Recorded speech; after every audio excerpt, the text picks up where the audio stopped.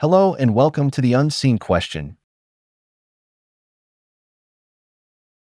I remember the exact moment it started. Not some lightning bolt of doubt or dramatic revelation, just a quiet question that didn't go away. I was sitting alone, looking through an old book I had been told was sacred. I'd read it before, many times actually. But something about it that day felt off.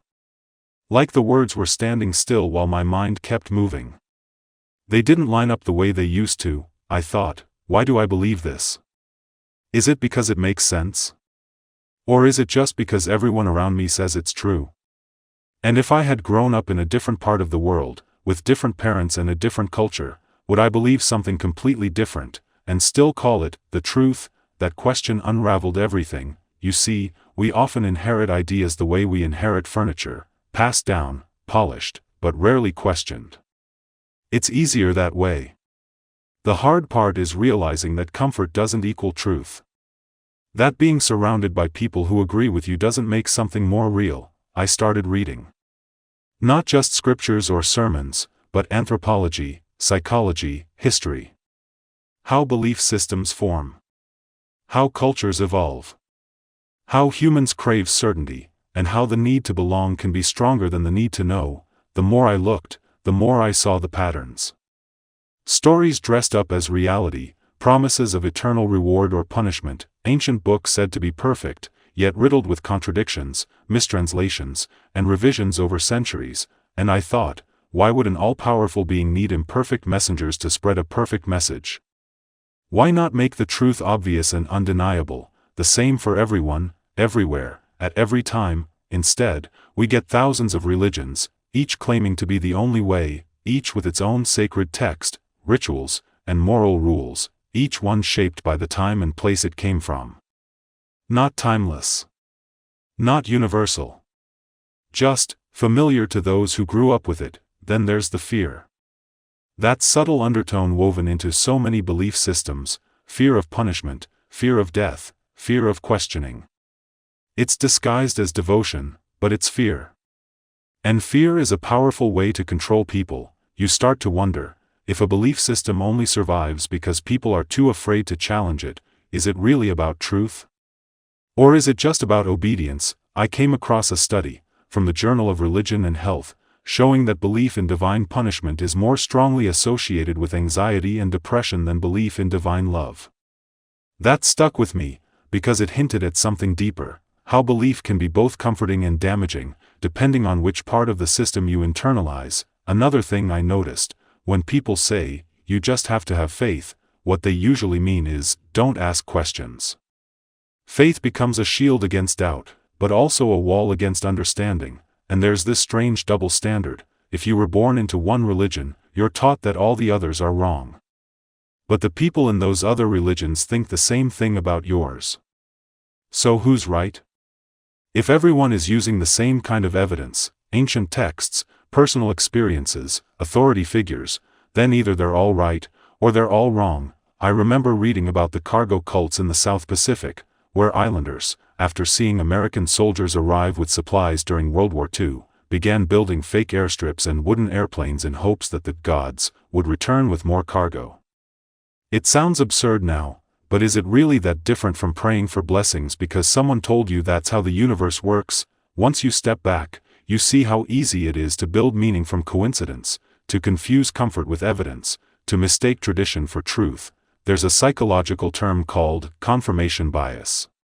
It's the tendency to notice and remember information that supports what you already believe, while ignoring what doesn't.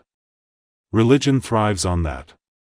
You find meaning in the things that fit your belief, and you dismiss the things that don't. If something good happens, it's a blessing. If something bad happens, it's a test. If something makes no sense, it's a mystery you're not meant to understand. Every outcome fits the narrative, but real understanding doesn't work that way. In science, if the evidence doesn't match the theory, you change the theory. In religion, if the evidence doesn't match the belief, you're told to keep believing anyway. I kept asking myself, what kind of truth needs to be protected from questions? What kind of system falls apart if you ask the wrong thing, or read the wrong book, or talk to the wrong person? truth shouldn't need walls. It should stand up to scrutiny. It should welcome it, and then I noticed something else. The moral arguments. How religion is often tied to morality, as if you can't be a good person without believing in a God, but that doesn't match reality. Some of the most ethical people I've ever met don't believe in any divine judgment. They help others because they care, not because they fear punishment or crave reward. They take responsibility for their actions instead of outsourcing it to a higher power. There's research behind this too. A global study published in Nature Human Behavior showed that in more secular societies, where religion is less dominant, people are generally more trusting, less violent, and have higher levels of well-being. That doesn't mean religion causes harm in every case, but it does challenge the idea that belief is necessary for kindness or justice. And what about the dark side? The wars, the persecutions, the division between us and them? History is full of religious violence, justified by sacred texts and divine commands. And while not all religion leads to harm, it's clear that belief alone doesn't make people better. In fact, sometimes it gives people permission to stop thinking critically. To follow rather than question. To justify the unjustifiable, because God said so. I remember watching interviews of people who had left tightly controlled religious communities. What they said was almost always the same. I didn't leave because I wanted to sin. I left because I started asking questions. That was me too. It wasn't rebellion. It was curiosity, and once you open that door, even just a little, it never fully closes. You start to see how deeply religion is embedded in everything: education, politics, relationships, even identity. It becomes so normalized that not believing feels like breaking something sacred, but maybe that's the point. Maybe breaking the illusion is the first step toward something more honest. Something rooted in reason, evidence, and open inquiry. Something that doesn't punish doubt, but values it. And so I questioned everything. Not because I wanted to tear anything down, but because I wanted to build something real, something that didn't rely on ancient books or invisible forces. Something that could be tested, challenged, and still hold up. And what I found wasn't empty. It wasn't hopeless. It was liberating. When you let go of ideas that no longer make sense, you make room for better ones. When you stop pretending to know things you don't, you start actually learning. Truth isn't always comforting. But it's better than illusion. I started noticing things I'd never paid attention to before, like how many people say they believe, but don't really act like it. Not in the deep, consistent way you'd expect if they truly thought a divine being was watching their every move. It's more like a background idea, something they remember when things go wrong, or when they're expected to explain what they believe, or when they're afraid, but day to day. It doesn't guide most people's lives. Not really. That gap between belief and behavior says something. It says the story isn't as strong as it claims to be, and then I looked closer at the stories themselves: floods wiping out humanity, talking animals, virgin births, literal heavens above and hells below. I had to ask, if these ideas were presented outside of religion, say, in a random manuscript or a new cult, would anyone take them seriously? And if the answer is no, then why do they deserve a pass just because they're old? Age doesn't make a claim true. If anything, it makes it more likely to be outdated, but we treat ancient texts like they're immune to error. We twist ourselves into knots trying to reinterpret them, soften them, explain away the parts that clearly don't fit with what we know now. And yet, if something were truly timeless and universal, would it need so much explaining? Would it need scholars, apologists, and footnotes just to make it sound reasonable in the 21st century? There's a difference between deep wisdom and complicated excuses, and once you see that difference, it's hard to unsee it. What really pushed me further was looking at where religions actually come from. They don't fall from the sky. They're born in specific cultures, shaped by specific needs, often economic, political, or social. They serve as tools for social cohesion, moral regulation, and power consolidation. That's not a conspiracy theory. It's just sociology. You can trace how early societies used spiritual systems to control behavior, justify hierarchies, and explain natural phenomena they didn't understand. Thunder meant gods were angry. Disease meant you'd sinned. Crops failed because someone broke a rule. That made sense before we had science, but now we do. And yet, some of us still use the same frameworks to explain the world, even when we have better tools. It's like using a sundial in the age of satellites. It's not evil, it's just outdated, and maybe that's the scariest part of letting go, realizing that what we were taught as ultimate truth might actually be a rough draft of human understanding. I kept going deeper. What really struck me was how the idea of an all-knowing, all-loving deity doesn't line up with the reality we see around us. If such a being exists, who created everything, knows everything, and loves unconditionally, then why the suffering? Not just big-picture suffering, like wars or natural disasters, but quiet, personal, pointless pain. Children born with terminal illnesses. People living and dying without ever experiencing kindness. Injustice that goes completely unanswered. We're told it's part of a plan. That there's meaning behind it all. But that only makes sense if you assume the conclusion in advance. If we saw the same level of suffering and randomness in a system built by humans, we'd call it broken. But when it's attributed to a divine being, we call it mysterious, and that raises a question. If you wouldn't accept this level of suffering from a person, why accept it from a god? What kind of love is that, anyway? What kind of plan needs innocent people to suffer as part of its design? It didn't add up. Not emotionally, and not logically. There's a term called theodicy, the attempt to justify God in the face of evil. And after reading dozens of them, I realized, they're not solving the problem. They're just dressing it up. Making peace with contradictions instead of confronting them. That's when I realized that meaning, real meaning, doesn't come from outside us. It comes from us, from the connections we build. The curiosity we nurture. The actions we choose. We don't need a cosmic story to care about each other. We don't need a divine judge to know what's right, we just need empathy. Perspective.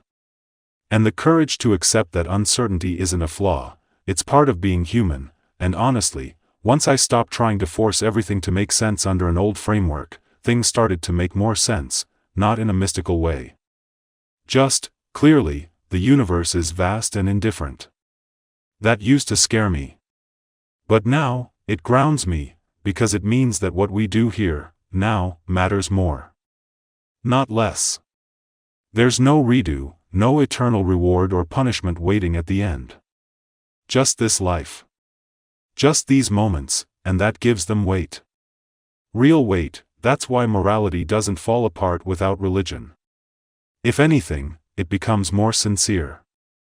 Not about scoring points or avoiding punishment, but about making the world better, because we're all we've got. That shift, from imposed meaning to chosen meaning, was the most freeing part of questioning everything. I don't claim to have all the answers. That's the difference. I'm not trying to replace one dogma with another. I'm just more comfortable now with not knowing. With searching. With building ideas from the ground up, based on evidence, not inheritance. I've met people who say that without religion, life is empty.